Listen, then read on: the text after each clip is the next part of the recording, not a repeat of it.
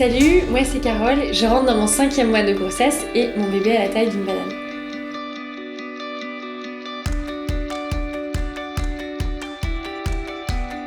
Ça va plutôt, je continue de grossir du ventre. On va annoncer dans quelques jours sur les réseaux sociaux que je suis enceinte parce que là vraiment c'est plus possible de le cacher. Et dans quelques jours je fais mon échographie du 2e trimestre, donc ça va être très cool parce qu'on va savoir le sexe. J'avais pas envie de le savoir, mais en fait mon mari voulait savoir et je voulais pas qu'il y en ait un qui le sache et pas l'autre, mais par contre on le dira pas jusqu'à la naissance, je crois.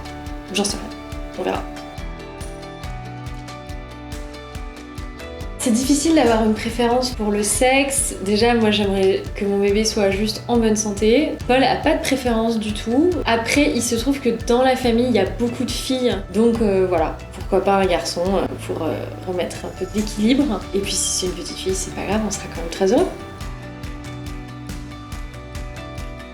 On a quasiment choisi le prénom. C'est un peu stratégique, moi je pars du principe qu'il faut choisir les prénoms avant de savoir le sexe. Comme ça, chacun est capable de défendre un peu ses prénoms préférés en fonction du sexe. Moi j'avais envie d'un prénom qui soit facilement international pour que si mon enfant est amené à vivre à l'étranger, il n'ait pas un prénom qui soit trop compliqué à prononcer. Pour le garçon, on a trouvé un prénom, là on est à 200% sûr. Pour la fille, on hésite entre deux parce qu'on a une petite contrainte familiale. Les Kardashians nous ont tout piqué.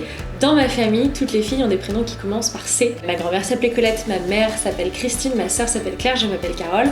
Et donc si j'ai une fille, il faut que je lui trouve un prénom qui commence par un C. Et j'aimerais bien que mes enfants portent des prénoms qui ont été portés par des gens inspirants. Voilà, ils portent un prénom qui est significatif, qui a du sens et qui peut leur amener peut-être des belles choses.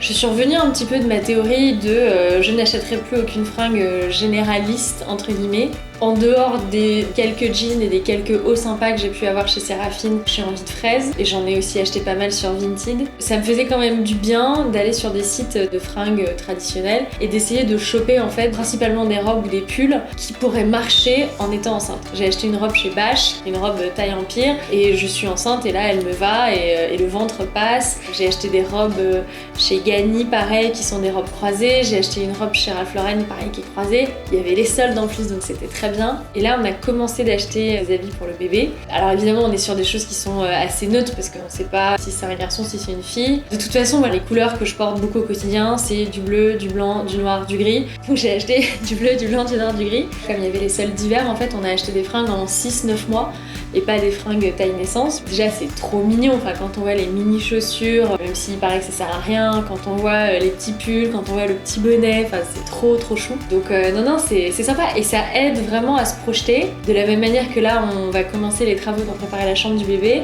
Alors on n'a rien acheté pour la chambre encore, mais on commence à regarder est-ce qu'on reprend la chambre, qu'est-ce qu'on met comme déco, etc.